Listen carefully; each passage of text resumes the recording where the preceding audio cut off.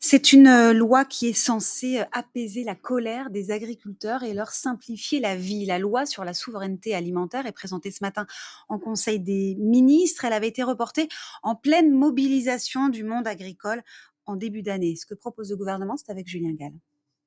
Près de Reims, Samuel Guénin élève des moutons. Pour la traçabilité, il doit déclarer chaque soin sur cette application.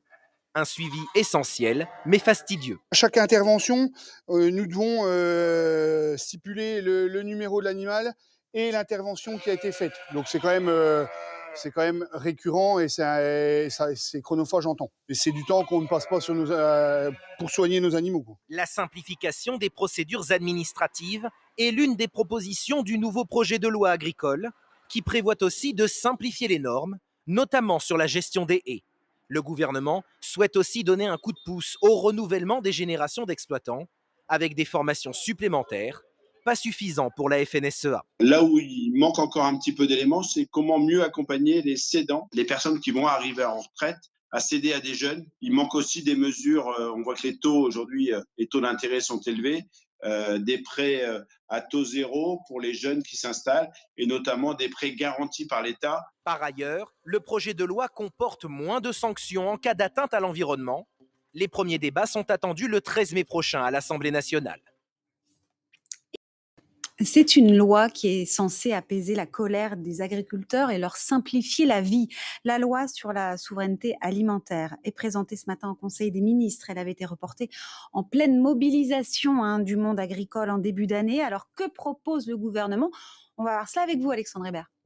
Cette loi, elle se divise en plusieurs volets. Tout d'abord, protéger la souveraineté alimentaire. C'est d'ailleurs l'objet du tout premier article de cette nouvelle loi qui place désormais l'agriculture, la pêche et l'aquaculture au rang d'intérêt général majeur, car toutes les trois, elles garantissent la souveraineté alimentaire de la nation. Ce que ça veut dire concrètement, c'est qu'avec cette loi, lorsqu'un juge administratif devra trancher un litige autour d'un projet agricole où la production va s'opposer à la protection de l'environnement, eh bien c'est la production qui sera priorisée. Le projet, il prévoit également la création d'une présomption d'urgence pour la construction de réserves d'eau nécessaires à l'irrigation. L'idée, c'est de pouvoir réduire les délais en cas de procédure judiciaire, de les réduire à moins de 10 mois. Et puis cette présomption, elle s'appliquera également à la construction de bâtiments agricoles, principalement les bâtiments d'élevage, car ils font l'objet de recours récurrents en justice par les associations de défense de la nature.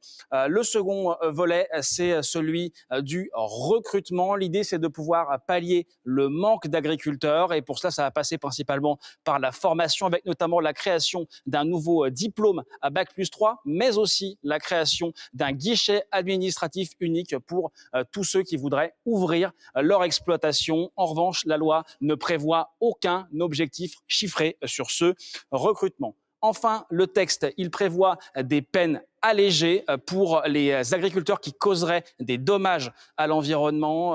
Actuellement, c'est un délit passible de poursuites pénales et même de plusieurs années de prison dans les cas les plus graves. Eh bien, avec cette loi, dans les cas les moins graves, cela ne sera plus passible que de sanctions administratives.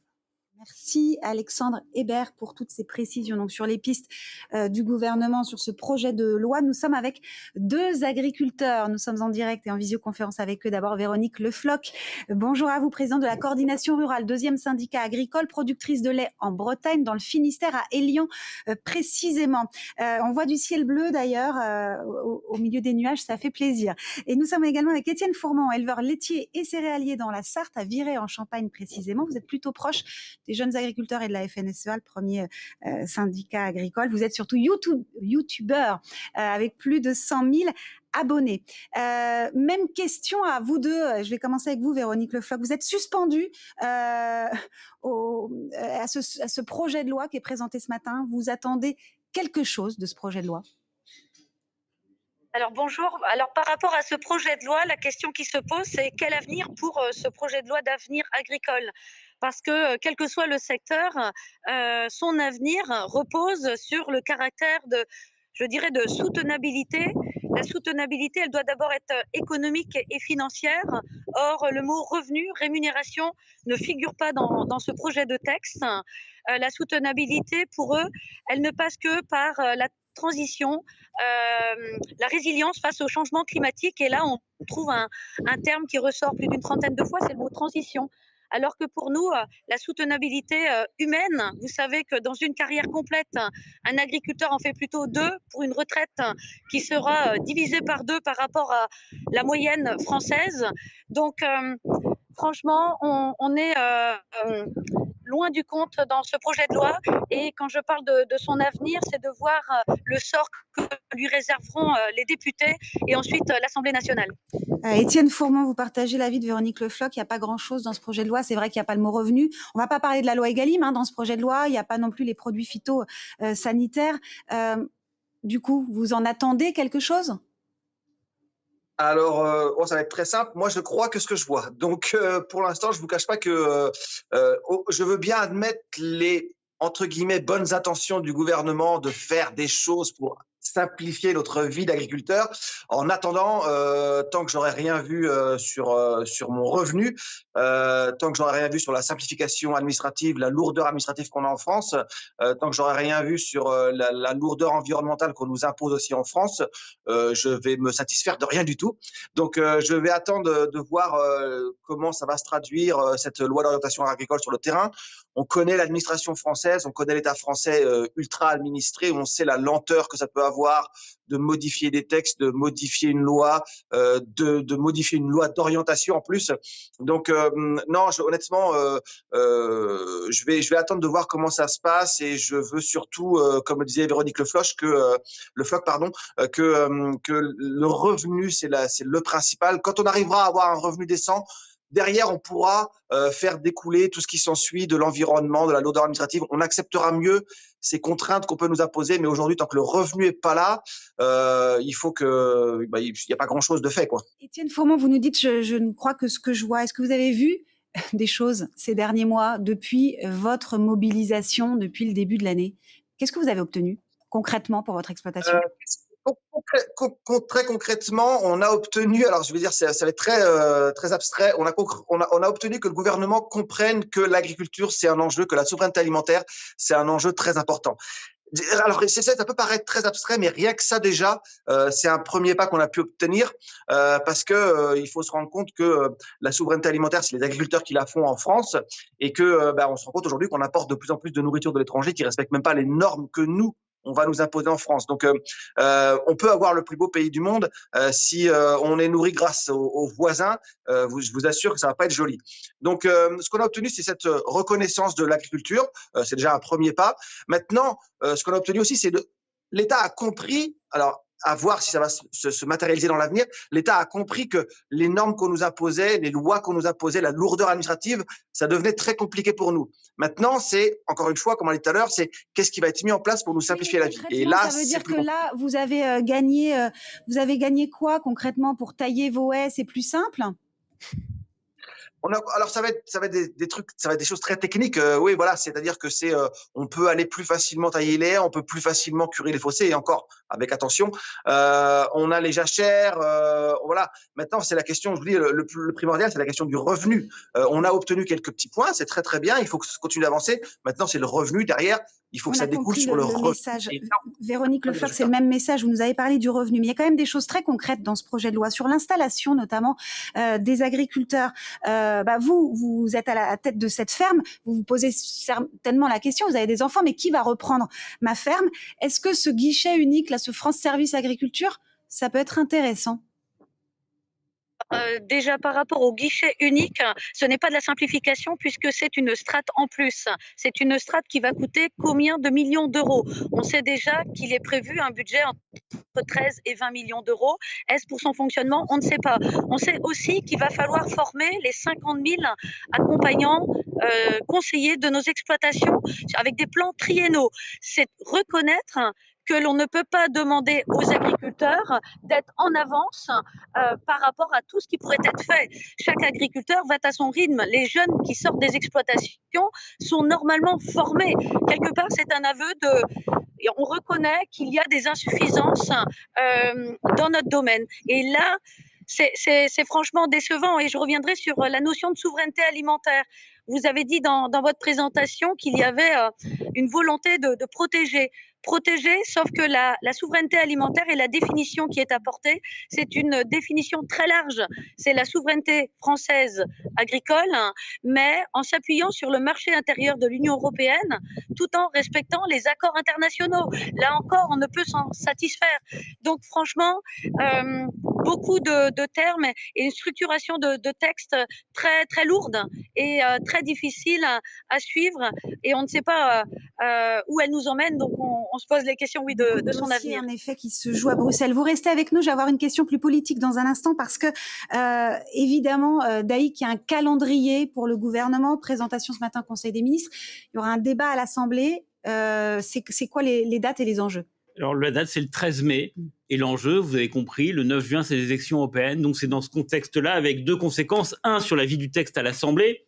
C'est encore trop tôt pour vous dire ce que les groupes vont décider de faire. Mais a priori, moi, je me dis, c'est une opinion que la gauche va voter contre, parce qu'il est question d'assouplissement des normes environnementales. Et je me dis que si on regarde ce qu'il y a dans le contenu, RN et LR, ils peuvent s'abstenir. Ils ne vont pas voter pour. Mais est-ce qu'ils ne vont pas avoir envie de voter contre LR et le RN pour mettre en difficulté le gouvernement? Et dans ce cas-là, il n'y a pas de majorité pour voter ce projet de loi. Donc, première conséquence. L'autre conséquence, c'est est-ce que ça va être le thème dominant de la fin de campagne des élections européennes? Là où tout se joue, on le sait. Les Français s'intéressent à cette campagne au dernier moment et les agriculteurs, notamment leurs syndicats, avaient déjà coché cette date pour faire pression sur le gouvernement. Donc, est-ce que ce projet de loi, ça va être l'occasion de manifestations comme il y a eu dans l'hiver ou à minima devant l'Assemblée nationale, voilà, pour créer un contexte où, quelque part, ça serait le thème dominant de cette campagne des élections européennes au dernier moment. On va demander à Véronique Le Floch, justement, de la coordination rurale, deuxième syndicat agricole.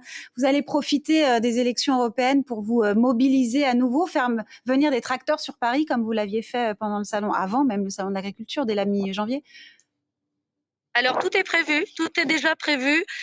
On voit bien, on a du côté des politiques non pas cette volonté de nuisance, c'est un terme que je n'aurais peut-être pas employé, mais qui vient de m'être soufflé par un jeune qui m'appelait et qui dit faut pas parler d'installation, faut pas parler de renouvellement des générations quand on voit tous les freins qu'il y a et les obstacles sur notre route.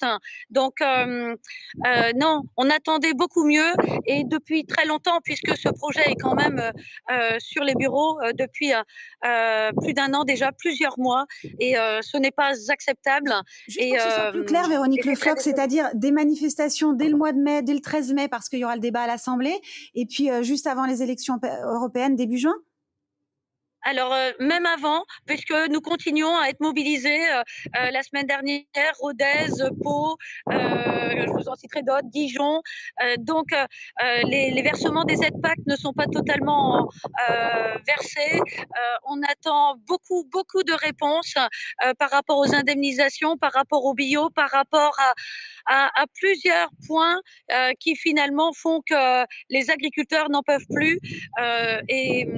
Et là-dessus, même par rapport à l'Europe, puisqu'on parlait de l'Europe, quand on parle de simplification, quand on voit que l'Europe est prête à bouger sur ce qu'on appelle les BCAE, donc la conditionnalité, et que la France ne semble pas sur le même tempo, alors que l'Europe a compris. Toutes les agricultures de l'Europe sont en danger et il y a urgence de sauver ce secteur qui est fort générateur d'emplois. Vous avez rencontré, vous avez été à Matignon la semaine dernière. Il y a des rencontres régulières, évidemment, avec le Premier ministre ou son cabinet.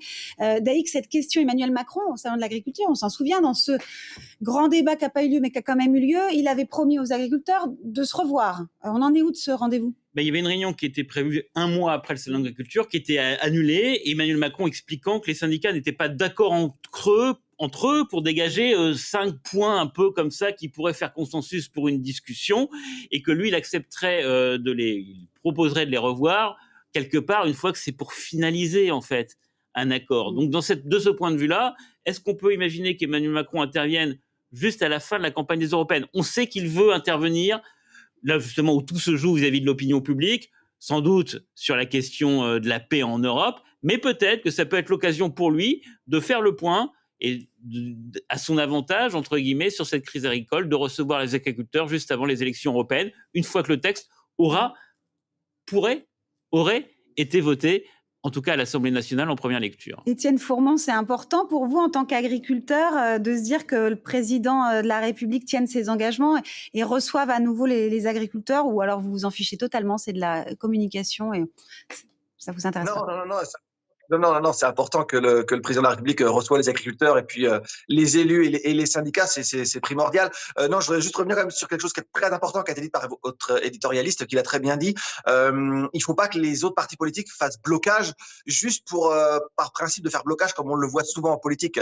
Il y a des choses qui avancent, il faut qu'on avance, même si c'est loin d'être parfait. Mais voilà, il a expliqué très très bien. Il y a certains points qui vont pas aller en fonction de la politique écologique ou de la politique de la gauche, des écolos de la gauche. Donc, mais si on fait du blocage encore pour faire du blocage par principe, on n'avancera malheureusement jamais. Il faut que les étapes avancent, il faut que les choses évoluent. Et si, encore une fois, les politiques font du blocage juste par principe de faire du blocage, ça sera catastrophique. Donc, on avance, on vote ces lois d'orientation, on la modifie, on continue d'évoluer, mais il faut surtout pas faire du blocage par principe de faire du blocage. Merci beaucoup Étienne Fourmont d'avoir répondu à nos questions. Vous qui êtes agriculteur dans la Sarthe, youtubeur, merci. Véronique Lefloc, présidente de la coordination rurale, productrice laitière également dans le Finistère. Merci à tous les deux. On vous reverra, c'est sûr, dans les semaines qui viennent. On va continuer.